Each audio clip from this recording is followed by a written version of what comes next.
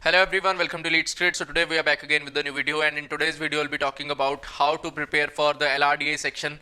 कैसे प्रिपेयर किया जाए। कुछ लोगों के माइंड में बहुत ज़्यादा डर बैठा हुआ है LRDA को लेके, क्योंकि VARC सबने कभी ना कभी करा हुआ है, क्वांट सबने कभी ना कभी करा हुआ है, तो एक पिक्चर पता है कि वहाँ पे क्या चीज़ें पूछी जाती हैं। But if we talk about LRDA section, it is a completely new section for everyone. So कैसे इस सेक्शन को क्रैक करना है, क्या मोस्ट एफिशिएंट वेज हो सकते हैं इस सेक्शन को क्रैक करने के लिए, इन चीज़ों के बारे में बात करेंगे। And how easy can help you prepare for this particular section. तो ये सारी चीज़ें जो है वो यहाँ पे कवर अप होंगे। काफ़ी सारे स्टूडेंट्स ने कमेंट्स किए पास्ट वीडियोस पे कि यार ईजी के वीडियोस जो है वो कब से स्टार्ट हो जाएंगे, तो उसके बारे में भी इस वीडियो में हम लोग बात करने वाले हैं। So let's begin with this particular video.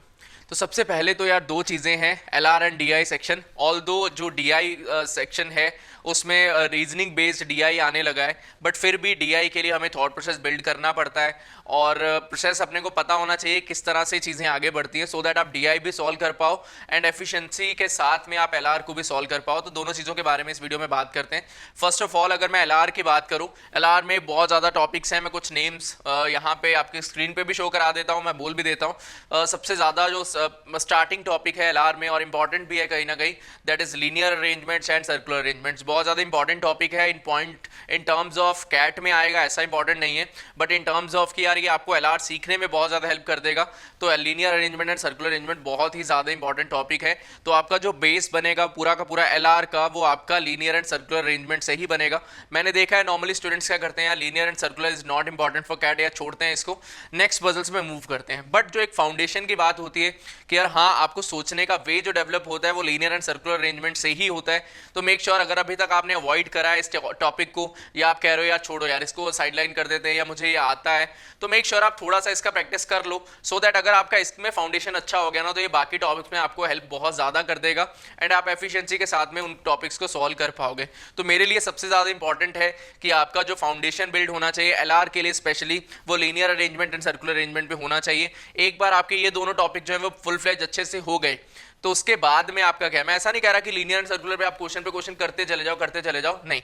आपको पता होना चाहिए कि यार स्टेटमेंट्स को लिंक कैसे किया जाता है, how to pick specific statements, how to pick variable statements, how to make cases. आपको वो चीज़ का आइडिया होना चाहिए। ऐसा नहीं है कि लीनियर के जो क्वेश्चन अवेलेबल है मार्केट में सारे सॉल्व करने का ट्राई करो, नहीं, लिमिटेड से सॉल्व करो, बट आपको पता होना चाहिए how to link the points and क्या क्या डिफरेंट जो पर्सपेक्टिव्स हो सकते हैं स्टेटमेंट्स को लेके। इतना आपको पता है, then it's fine, then you can move on to the other topics. Then इसके बाद में आपका आ जाता है matrix arrangement, selections, truth and lie, ये जो टॉपिक्स आएंगे जो आपके लिए बहुत ज़्यादा इंपॉर्टेंस रखते हैं। देन इसके बाद में पजल ओरिएंटेड क्वेश्चंस आ जाते हैं, जिसमें चेस बेस्ड भी आता है, या कार्ड्स के ऊपर आ जाएगा, या लूडो के ऊपर आ जाएगा, गेम ओरिएंटेड काफ़ी सारे क्वेश्चंस बनते हैं।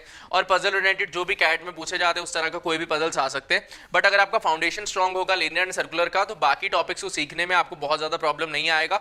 तो मेक श्योर अगर आप अभी तक अवॉइड कर रहे थे इन टॉपिक्स को, तो इनको अवॉइड ना करके इन पर थोड़ा सा टाइम स्पेंड कर लो, देख लो। नॉर्मली क्या होता है ना, हमें खुद को लगता है यार लीनियर एंड सर्कुलर अरेंजमेंट आता है, बट जब मैं वीडियोस डालता हूँ यूट्यूब पे या क्लासेस में डिस्कशन होता है, तो पता चलता है स्टूडेंट्स के बेसिक्स क्लियर ही नहीं है। 2 प्लेसेस अवे का मतलब नहीं पता होता, 3 पर्सन्स टू द लेफ्ट का मतलब नहीं पता होता। तो ये छोटी छोटी चीज़ें हैं जो पूरा पूरा गेम बदल देते हैं।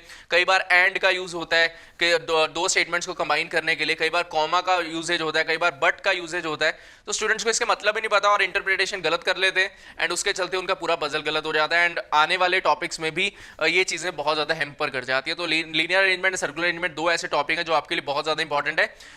5-10 दिन दो इन टॉपिक्स को, दोनों को अच्छे से रगड़ो, देन उसके बाद में आप नेक्स्ट टॉपिक्स में मूव कर सकते हो। Straight away higher level puzzles में मूव करने का कोई पॉइंट नहीं बनता, डिमोटिवेट हो जाओगे क्योंकि प्रॉपर प्रोसेस पता नहीं है एंड फंस जाओगे। तो अभी नो है मेरे लिए कि यार अभी से आप हाई लेवल पजल स्टार्ट ना करो, अभी बेसिक्स पे बिल्ड करो, चीज़ें इंप्रूव होंगी, देन ऑटोमेटिकली आप आगे जो है बढ़ पाओगे। सिमिलरली अगर मैं DI पोर्शन के बारे में बात करता हूँ, भैया DI में आपका जो फाउंडेशन है 4 चार्ट्स हैं। 4 में से जो सबसे ज़्यादा इंपॉर्टेंट है, 2 टाइप के चार्ट्स हैं। एक है टेबल चार्ट जो कैट के लिए बहुत ही ज़्यादा इंपॉर्टेंट है, दूसरा है बार चार्ट्स। अगर आपने ये 2 चार्ट्स कर लिए तो आप line charts and pie charts में आपको ज़्यादा प्रॉब्लम फेस होने वाले नहीं है, क्योंकि टेबल चार्ट में एंड बार चार्ट में ऑलमोस्ट सारी वैराइटीज़ जो है वो कवर अप हो जाती हैं। उसके बाद में तो आपको सिर्फ डेटा रीड करना आना चाहिए एंड आप क्वेश्चन को सॉल्व कर ही लोगे। तो अगर आप DI से अपना सिलेबस स्टार्ट कर रहे हो, तो टेबल चार्ट्स एंड आपका बार ग्राफ्स बहुत ज़्यादा इंपॉर्टेंस रखते हैं। ज़्यादा से ज़्यादा क्वेश्चन इन पर सॉल्व करने का ट्राई करना। और अगर आप अरेंजमेंट से स्टार्ट कर रहे हो, लीनियर एंड सर्कुलर में स्टेटमेंट्स को कैसे लिंक करना है वो सीख जाओ। ज्यादा से ज्यादा क्वेश्चन सॉल्व करने का ट्राई नहीं करना है यहाँ पे लीनियर एंड सर्कुलर के केस में, बट पॉइंट्स को कैसे नोट किया जाए, क्या आपके स्पेसिफिक स्टेटमेंट्स हैं, क्या आपके वेरिएबल स्टेटमेंट्स रहेंगे, कैसे कोलैबोरेट करना है डिफरेंट स्टेटमेंट्स को, ये आपको पता होना चाहिए। टेबल चार्ट्स में और बार चार्ट्स में नंबर ऑफ क्वेश्चंस को मैक्सिमाइज करने का ट्राई करो, बट लीनियर एंड सर्कुलर में प्रोसेस सीखने का ट्राई करो। दोनों जगह में अगर आप ये चीजें कर रहे हो तो आपका यहाँ से एलआर स्ट्रांग हो रहा है, वहां से आपका जो है वो डीआई पोर्शन जो है वो ऑटोमेटिकली स्ट्रांग होता चला जाएगा। तो फाउंडेशन के लिए इतना बहुत ज्यादा आपके लिए सफिशिएंट रहेगा। स्टार्ट अगर एलआर से किया तो ये प्रोसेस रख दो, डीआई से करा है तो ये प्रोसेस आप अपना रख सकते हो, ठीक है। देन इसके बाद बात करते हैं कि यार ईजी कैसे आपको हेल्प कर सकता है, कैसे मैं आपकी हेल्प कर सकता हूँ एलआरडीए सेक्शन को सीखने के लिए। तो यार अभी तक हमने 2021 के जो ऑफिशियल जो प्रैक्टिस वीडियोस हैं वो डालना स्टार्ट नहीं करा है। आई एम प्लानिंग कि यार ये जो कमिंग वीक है इससे हर वीक में एटलीस्ट एक एलआरडीए पजल जो है वो मैं अपलोड करना स्टार्ट कर दूँ। एक स्पेसिफिक टाइम लिमिट आपको भी मिल जाए सो दैट आप उसी टाइम में यूट्यूब पे आओ, आप वीडियो देखो एंड देन आप अपनी प्रिपरेशन पे लग जाओ। एक बहुत ज़्यादा इंपॉर्टेंट पॉइंट उन सारे स्टूडेंट्स के लिए जो न्यू हैं प्रिपरेशन के साथ में, यूट्यूब पे बहुत ज़्यादा टाइम अपना स्पॉइल मत करना, पूरा पूरा दिन यूट्यूब पे मत बैठे रहना। टाइम आपके पास लिमिटेड सा ही होता है तो उसको अच्छे से यूटिलाइज कर लो एंड वो प्रिपरेशन करके आप अपना आगे बढ़ जाओ। एक तो वीडियोज़ के रिगार्डिंग मैंने बता दिया कि यूट्यूब पे वीडियोज़ स्टार्ट हो जाएंगे, मैं शेड्यूल अपडेट कर दूंगा कि यार इस दिन पे ये पर्टिकुलर टाइम पे ही वीडियोज़ अपडेट होंगे और कौन से टॉपिक पे होगा ये भी आपको पता रहेगा, तो आप अकॉर्डिंगली प्लान कर पाओगे। एंड जो ओल्ड वीडियोज़ मैंने ऑलरेडी पोस्ट करे हुए हैं उनके लिए मैं बता दूंगा, अभी नहीं बता रहा क्योंकि अभी आपका फाउंडेशन बिल्ड हो रहा है। 15 से 20 दिन एटलीस्ट उन चीज़ों के ऊपर दो। देन उसके बाद में पुरानी जो वीडियोस हैं उनको कैसे कवर अप करना है, उनमें से कुछ वीडियोस को मैं रिक्रिएट भी करूंगा क्योंकि कुछ वीडियोस ऐसी हैं जो बिल्कुल बेसिक से नहीं कवर अप हुई और आपके लिए इंपॉर्टेंट है कि आप बेसिक से कवर अप करो, तो मैं रिक्रिएट कर दूंगा, कोई प्रॉब्लम नहीं है, सो दैट आपका जो बेसिक है, जो फाउंडेशन वाला लेवल है ना, वो बिल्ड हो जाए। ठीक। तीसरा जो चीज़ है भैया, ईजी कैसे हेल्प कर सकता है आपकी प्रिपरेशन जर्नी में, हम लोग प्लान कर रहे हैं कि आपको टॉपिक टेस्ट अवेलेबल कराए जाएं।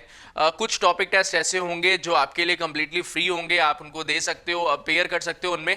एंड क्योंकि जो एनरोल्ड स्टूडेंट्स हैं उनके लिए अलग से टॉपिक टेस्ट चल रहे हैं, टॉपिक बाय टॉपिक उनको अवेलेबल होते हैं, तो आपके लिए सारे तो नहीं फ्री रख सकते भैया, क्योंकि उनके लिए भी हमें कुछ प्रीमियम फीचर्स हमें प्रोवाइड कराने होते हैं। कुछ टॉपिक टेस्ट आपको अवेलेबल रहेंगे, कौन से topic test of the day वाले जो अवेलेबल रहेंगे उनका शेड्यूल आपको नेक्स्ट वीडियो के अंदर मिल जाएगा, सो दैट आप अपना प्रिपरेशन जो है वो स्टार्ट कर पाओ।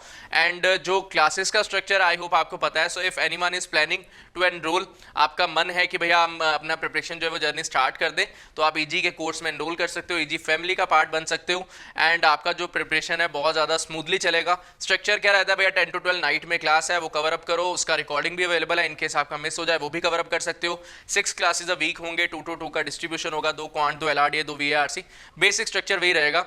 एंड जो अपकमिंग आपके जैसे सिलेबस कंप्लीशन की बात करें, अराउंड 5 मंथ्स में सिलेबस कंप्लीट हो जाता है, उसके बाद में मॉक डिस्कशंस होंगे, 15 to 20 मॉक्स का लाइव एनालिसिस कराया जाएगा क्लासेस में, रिवीजन हो जाता है 6 से 8 बार पूरे कोर्स का, बार बार करते रहते हैं, क्योंकि ऐसा नहीं है जो हम अभी पढ़ रहे हैं वो हमें 3-4 मंथ के बाद में भी याद रहेगा, तो हमें रिवीजन करना पड़ता है टाइम टू टाइम, वो भी कवर होगा। एंड एक्स्ट्रा प्रैक्टिस जो है वो आपका through out the year continue चलता है। और ये जो बैच है इसके एनरोलमेंट स्टॉप होने वाले हैं, 3 दिन और इसके एनरोलमेंट चलेंगे, देन इसके बाद में इसके एनरोलमेंट स्टॉप हो जाएंगे। तो भैया जितना टाइम सोचने में वेस्ट कर रहे हो मत करो, सोचने में जितना ज़्यादा टाइम लगा दोगे प्रिपरेशन के लिए उतना ही कम टाइम मिलेगा। एक डिसीजन लो कि यार मुझे करना है तो करना है, अगर नहीं करना तो नहीं करना। अगर 50-50 रहोगे तो सिचुएशन में फंसे रह जाओगे एंड आपका प्रिपरेशन जो है वो पहुंच ही नहीं पाएगा उस लेवल पे जिस लेवल पे उसको पहुंच जाना चाहिए। तो आई होप मैंने सारे पॉइंट्स क्लियर कर दिए होंगे। एलआरडीए के रिलेटेड स्पेसिफिकली आप अपना प्रैक्टिस कैसे कर सकते हो उसके स्पेसिफिकली एक चीज़ और मैं यहाँ पे ऐड ऑन कर देता हूँ कि अभी कुछ स्टूडेंट्स ऐसे हैं जिनको एलआरडीए में स्पेसिफिकली आंसर्स के पीछे भागने की बहुत ज़्यादा चुल रहती है। चुल एज इन कि यार बहुत ज़्यादा डिज़ायर रहता है कि मुझे आंसर पता चल जाए, मेरा अरेंजमेंट जो है बन चुका है। मेरा ये मानना है एलआरडीए को सीखने का कि अगर आप अपने अप्रोच के रिगार्डिंग कॉन्फिडेंट हो तो आपके आंसर्स ऑटोमेटिकली आएंगे, एंड अगर आप अपनी अप्रोच के रिगार्डिंग कॉन्फिडेंट नहीं हो तो आंसर सही करने का भी कोई फायदा नहीं है। तो सिंपल पॉइंट अपना ये है कि भैया प्रोसेस सीखो, अगर प्रोसेस सीख गए और आंसर जो है वो अपने आप आ जाएंगे पीछे पीछे, आंसर्स की आपको टेंशन लेने की नीड नहीं पड़ेगी। कुछ स्टूडेंट्स ऐसे हैं भैया 5 मिनट दे दिए, 10 मिनट दे दिए, पजल सॉल्व नहीं हुआ, छोड़ो यार भगाओ इसको, अगला क्वेश्चन देखते हैं, या सोल्यूशन पे मूव कर जाते हैं, या आंसर्स नोट डाउन कर लेते हैं, उस बेसिस पे अरेंजमेंट बना लेते हैं। नहीं सीख पाओगे, 2 महीने निकल जाएंगे, 4 महीने निकल जाएंगे, फिर से रहोगे यार मेरा कुछ इंप्रूवमेंट नहीं हुआ। रेगुलर रहना इंपॉर्टेंट है, बट उसके साथ में ये भी इंपॉर्टेंट है कि आप अपना टाइम दो। मे बी अभी आपको ज़्यादा टाइम लग रहा होगा, बट अभी का टाइम दिया हुआ आपको आने वाले जब जर्नी है ना 4 to 5 मंथ्स के बाद में जब आप मॉक्स के लिए अपेयर करना स्टार्ट करोगे तब आपको बहुत ज़्यादा हेल्प होगी, तब आपको रिग्रेट नहीं होगा कि यार उस टाइम में मैंने ऐसा क्यों किया। ठीक है, तो ध्यान रखो अपनी बातों का। टाइम ये वाला बहुत ज़्यादा प्रेशियस है, ये मिस नहीं होना चाहिए, वेस्ट नहीं होना चाहिए, तभी चीज़ें जो है आने वाले टाइम में बहुत ज़्यादा स्मूथ हो जाएंगी। So that is all from my side. I hope I made myself clear. That will be all. Thank you and happy learning. All the best to everyone for your preparations. Bye bye.